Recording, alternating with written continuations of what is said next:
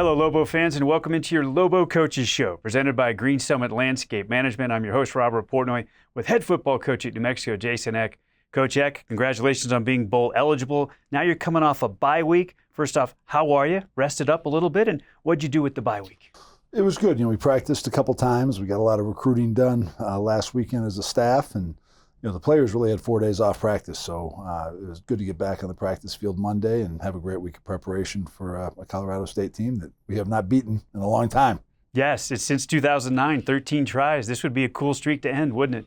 Yeah, and they are not having the best year. They're 2-7. The coach got let go, but they're still dangerous. They beat Fresno State pretty bad this year, and Fresno, we saw what they just did at Boise State, so we got to play well.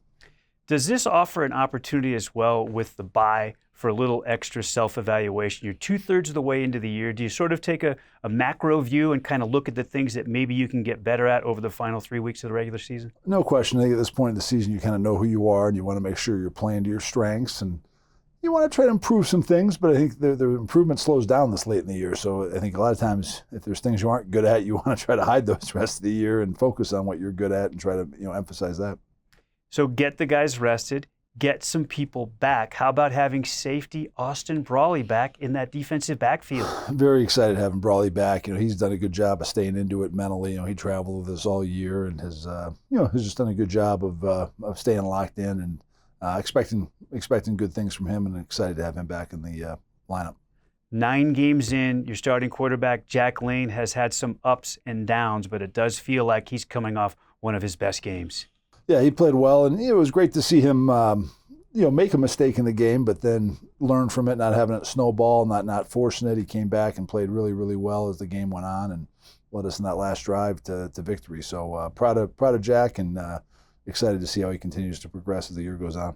That last bit that you just mentioned there, I think we've talked a lot about those defensive stops that you got, 2 of them to close the game, but you trailed for the first time late, and your offense, with about 6.5 minutes to go, really stepped up. How'd they do it? Yeah, it was a great drive. Keegan Johnson really stepped up, made some big catches. The protection was good, and then DJ did a great job running it in at the end. So we'll need more of it. And, again, you'd love against a team who's struggling to get off to a really fast start this week, and we need a great crowd. I'm hoping everybody comes out and turns out, because we need you. We need a great University Stadium crowd and have it packed in there.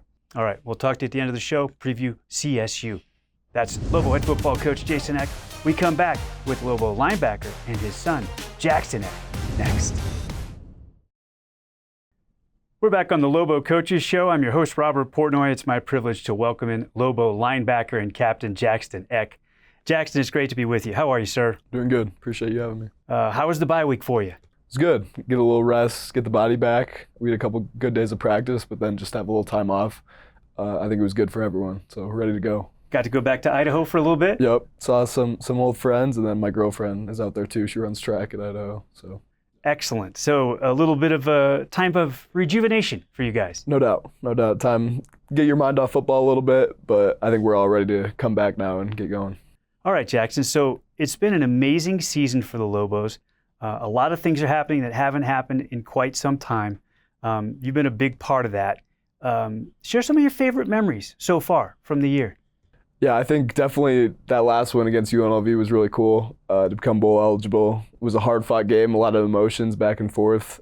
But just to come out with a win and finally secure that bowl was really cool. The New Mexico State, the sellout game, that was a really cool experience, getting to see that stadium full and just be able to get a big win like we did.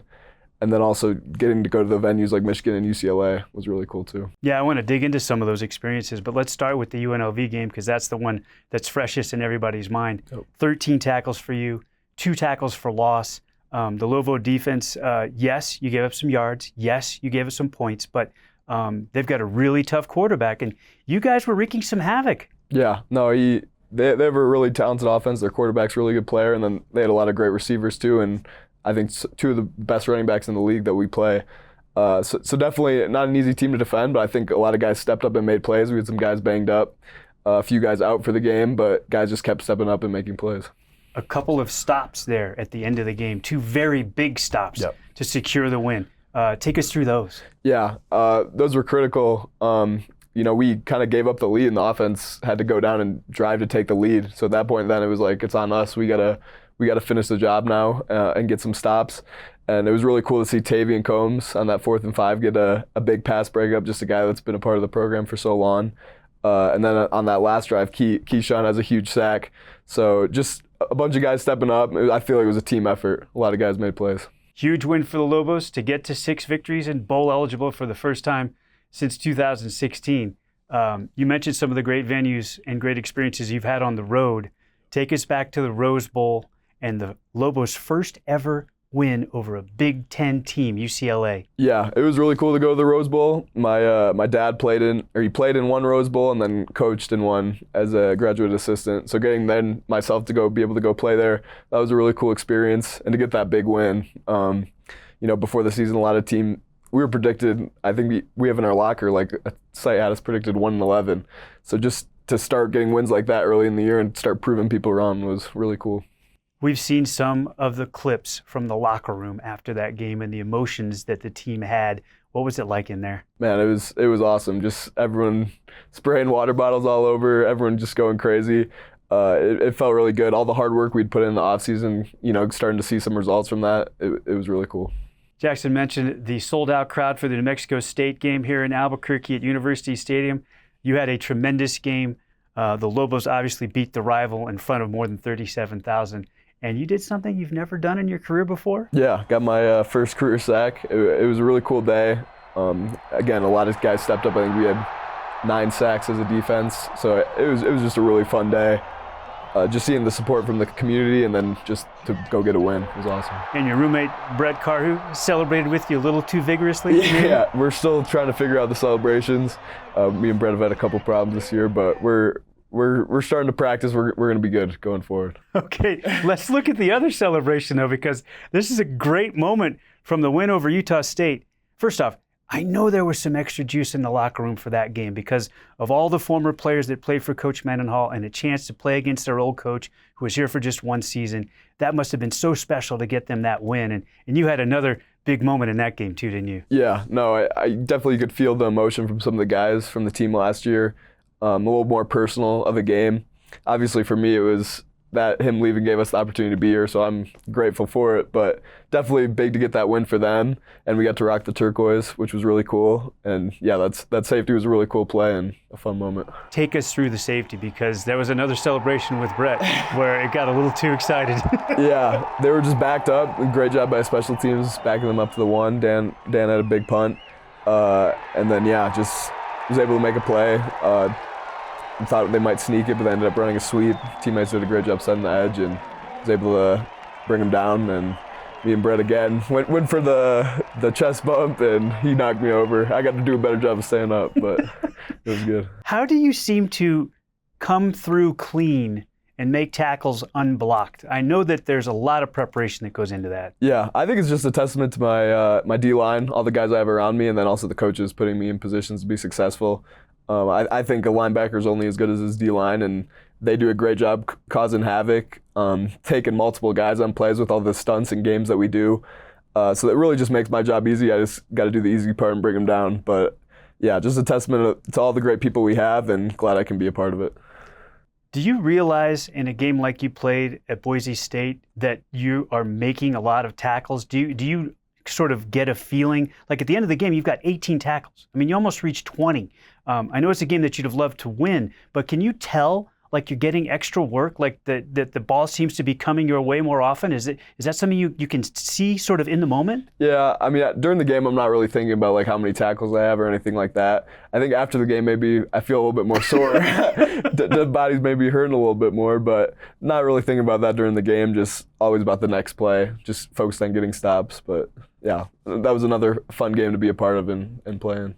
Well, you've got another big one coming up against Colorado State, a chance to end a 13-game losing streak for the Lobos against the Rams. Haven't beaten them since 2009. That would be another cool streak to bring to an end, wouldn't it? Yeah, no doubt. Every game in the Mountain West is a big game, opportunity to get to 7 wins, so really excited and yeah, excited for the challenge. Son of the head coach, Jaxton Eck, Lobo captain and linebacker. Thanks for being with us. Awesome. Thank you so much.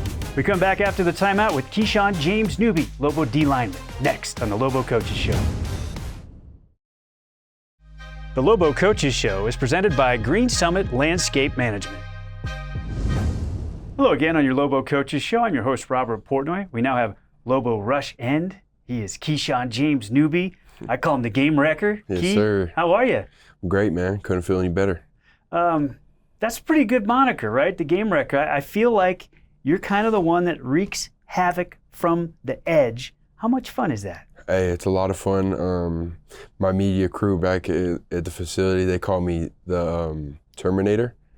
So, I got a little celebration for it. You want to see it? Let's do it. So, I put one eye up like I'm kind of like a robot, and I put one arm up like this, and that's like the Terminator celebration. So, that's what I'm going to use from now on. So, every time I get a sack, you're going to see that celebration. That is perfect. Now, you're talking about one of my favorite franchises. Have you seen any of the movies? I'm going to be serious with you. I haven't. So, Okay. I'm going to have to go probably back tonight after practice and watch a Terminator show. This is one for you to get caught up on. Sweet. Because it's pretty legendary. Okay. Okay. Sounds good. Okay, so Key, I feel like it sort of started for you in terms of the big game, right? I mean, we saw you on the big stage against Michigan, but the Lobos got their win against Idaho State here in Albuquerque, and you pretty much balled out in that one. Share some memories from that game. It was a cool game. Idaho State's kind of like a quick pass team, so it's difficult to get that quarterback fast. So I knew I was gonna have to change the game in some sort of way. So ball shots we work on a lot in practice, and I just ended up having to get the opportunity to get a ball shot, and I forced a fumble, and then obviously a couple PBUs, just getting pressure back there. If I can't get to the quarterback, then obviously I'm gonna try to deflect the ball or make sure the ball doesn't get there in any sort of way. How do you time that up? Because it doesn't feel like that's obvious, but you seem to always have your hand up at exactly the right time. Our defensive line coach, he teaches us something like if you can't get to the quarterback within 2 to 3 seconds, then normally you probably won't make the sack. So, just get your hands up and make sure you can cause like throwing lanes and make sure the quarterback can't see those throwing lanes as well. So, yeah, just get those hands up. And then obviously if a sack goes past 3 seconds, that's more of like they call it a coverage sack, which means our back end's doing what they need to do and whatnot. So, yeah. So there's a little internal clock in your head and you kind of know when to do it. Mm-hmm. That's perfect. All right, so the Lobos had a historic performance in terms of sacks against New Mexico State in the rivalry game in front of 37,000 plus, a sold-out crowd, 9 sacks as a team. And Key, you had 2.5 sacks in that game. You guys, it felt like we're living in the backfield in that game. That game was fun. I just had my kid the week before, and then I had a home game, and my whole family came down. So it was good to see them. And then obviously, I like to play well in front of my family, so just to make sure I do well. And then also the game was sold out. Well, thank you to our fans. I appreciate them a lot.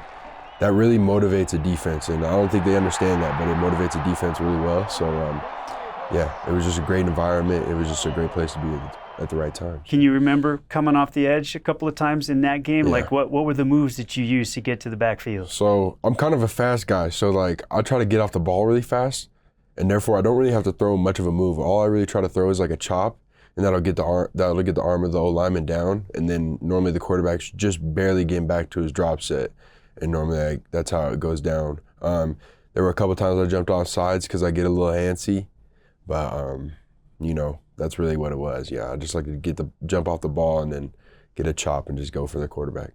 So introduce your fiance and your brand new baby to the fans. Tell us about them. Okay, so my girlfriend or fiance, you want to say her name's Emma Hartwig. She's my best friend. She does a lot for me, and I appreciate her outside of the football aspect. And then my daughter, her name's Jaya, and she took my last name, so Jaya James-Newby.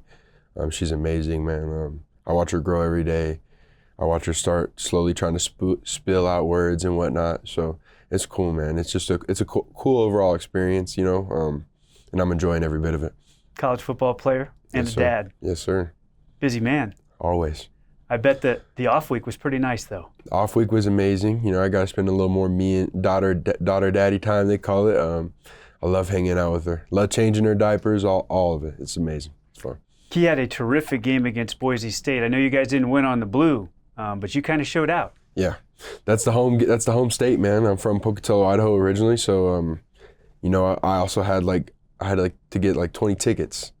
So I had a lot of family come to that one. All my siblings were there, so all my siblings got to show up. I have 7 siblings, 7 or 8 in total. So it was just amazing. It was a cool experience for me to go play on the blue.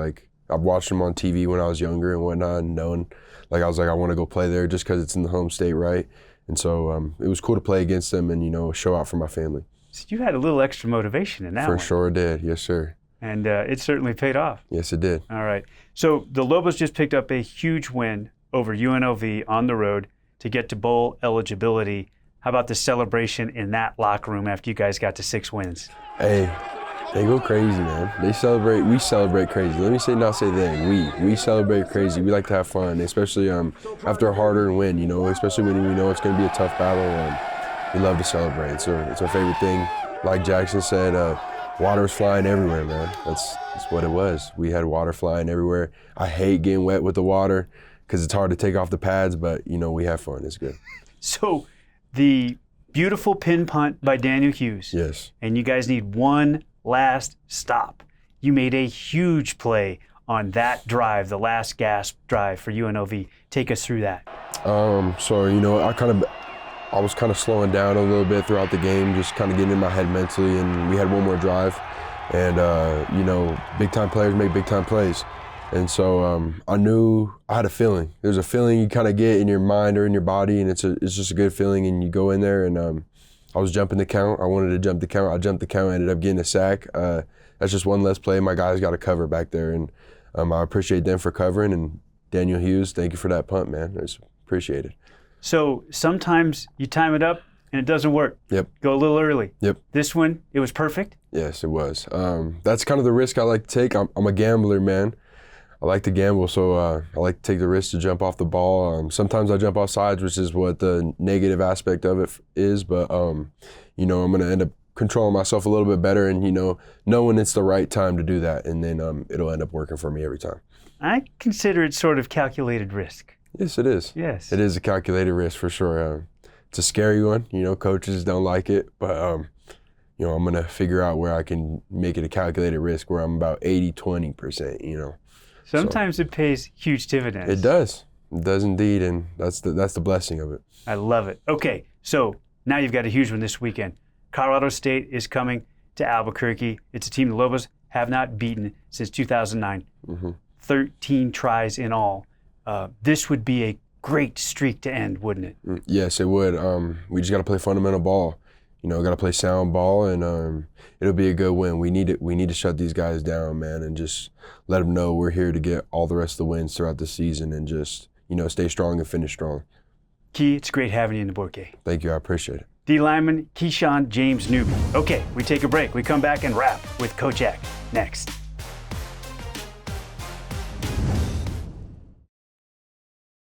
We're back to close out this edition of the Lobo Coaches Show, presented by Green Summit Landscape Management. I'm your host, Robert Portnoy, and we welcome back in head football coach Jason Eck. So, Coach Eck, Colorado State, you mentioned they moved on from Coach Norvell. How have they played since his departure? What have you seen on tape? Well, they're aggressive. Now, they're not afraid to blitz everybody, play cover zero. They're not afraid to go for it on fourth down. I think we got to be on guard against fake kicks. I mean, this is a team that truly has got nothing to lose, is going to play loose and play hard. And they have some really good players. Their linebacker leads the conference in tackles, Long, number 40, really good player. I know you'd love to have a packed University Stadium too, wouldn't you? We need you there. We have a ton of promotions for this game. Salute to service. You can get free tickets. I think you can get free tickets for bringing in food for a food drive. We need you there. We need to have a great crowd. It's a big game, 1 o'clock. Hopefully see you all there. Best of luck, Coach Eck. Thanks, Rob. That'll do it for us on this edition of your Lobo Coaches Show. So long, and go Lobos.